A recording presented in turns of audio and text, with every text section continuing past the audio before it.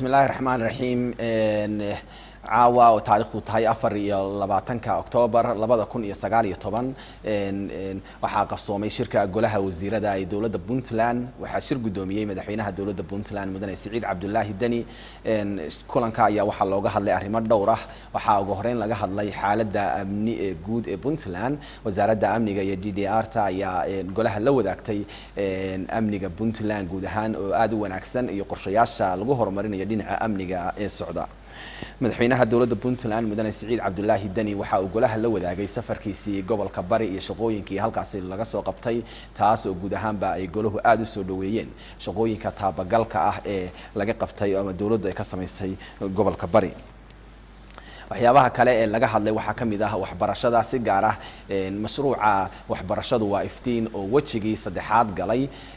wasaaradda waxbarashada iyo tacliinta sare waxa ay golaha la wadaagtay xogaha la xiriira mashruucaasi oo ay fulinayso dawladdu oo ay caawinayso ama caawimaad ka helaysa midowga Yurub.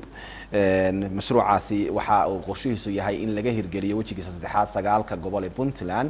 12 dugsi hoose dhexe ayaa la dhisayaa, 4 dugsi sare ayaa la dhisayaa, 50 dugsi hoose dhexe ayaa dayactir lagu sameynayaa, 30 dugsi sare ayaa iyana dayactir lagu sameynayaa. waxaa mashruuca qayb ka ah tababarka 190 macalin. waxaa sidoo kale mashruucaasi qayb ka ahaa oo wasaaradda waxyaabaha ay fulisay ka mid ah in ay deeq waxbarasho siisay 369 arday. 90 ka mid ah dalka gudihiisa ayay ka heleen deeqda waxbarasho. inta kalena waxay ka heleen dalka dibadiisa. meelaha ay aadeenna oo loo qorsheeyay qaybtoodna aadeen waxaa ka mid ah wadamada Masar, China, Ethiopia iyo Sudan. waxaana jira qorshayaal kale oo wadamo kale ardayda wax loogu dirayo sida ay wasaaraddu ay u soo gudbisay golaha ayaana aad u bogaadiyay shaqada wasaaradda waxbarashada ee socota. waxaa sidoo kale qayb ka ah wasaaradda waxyaabaha ay golaha la wadaagtay dhismayaasha iyo waliba dhagaxdhiga xarumo waxbarasho oo laga hirgelinayo meelaha ka degan laamiga ee dhulka aan laamiga ahayn, kuwaas oo intooda badanna toddobaadkan qaybtood ay wasaaraddu samaysay. golaha waxaa lala wadaagay oo wasaaradda caafimaadku ay soo gudbisay caagaga ama foostooyinka caaga ka samaysan khatar dhinaca caafimaad oo ay leeyihiin. waxaana madaxweynaha dawladda Puntland mudane Siciid Cabdullaahi Dani oo golaha kaga dhawaaqay in laga bilaabo maanta ay dalka mamnuuc ka tahay in la keeno ama la soo dejiyo foostooyinka caaga ka samaysan ee biyaha lagu shubto. waxaa la wargeliyay wasaaradda dekedaha iyo waliba mas'uuliyiinta kale ee laamaha ay arrintaasi ay khusayso. wasaaradda arrimaha gudaha ee dawladda Puntland waxa iyana ay golaha la wadaagtay meesha ay marayaan iyo sida ay u socdaan dhismaha golayaasha deegaanka, degmooyinka la dhisay, kuwa qorsheysan iyo shaqooyinka socda, midaasi oo iyadana la bogaadiyay.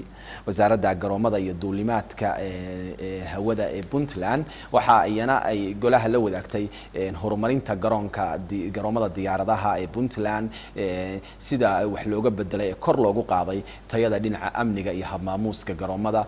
waxa wasaaraddu ay golaha la wadaagtay in shirkadda diyaaradaha ee Ethiopia Airline oo hore maalmo kooban u iman jirtay Puntland laga bilaabo horaanta bisha November ay bilaabayso in toddobaadkiiba maalin kasta ay soo degto, midaasi oo muhiimad gaar ah u leh dadweynaha reer Puntland dalka iyo dibadiisa ku kala nool, isku xirka bulshada iyo kulanka qoysaska iyo waliba maalgashiga Puntland oo qofku mar walba uu waqtigiisa uu ku iman karo halkan marka duulimaadku uu noqdo toddobaadkiiba maalin kasta imanaya. arrimaha kale ee laga hadlay waxaa ka mid ah shatiyada ganacsiga oo wasaaradda ganacsiga iyana ay la wadaagtay golaha, sida loo horumariyay, sida looga shaqeynayo iyo qorshayaasha socda iyo waxa loo baahan yahay in ganacsatada looga baahan yahay iyo waliba qorshaha ay dawladdu ay dejisay. guud ahaanba shirka golaha wasiirada oo ku qabsoomay Garowe ayaa caawa ku soo dhamaaday guul, waana shirkii toddobaadla ah ee sida caadiga ah u qabsoomi jiray. aad iyo aad baa mahadsantihiin.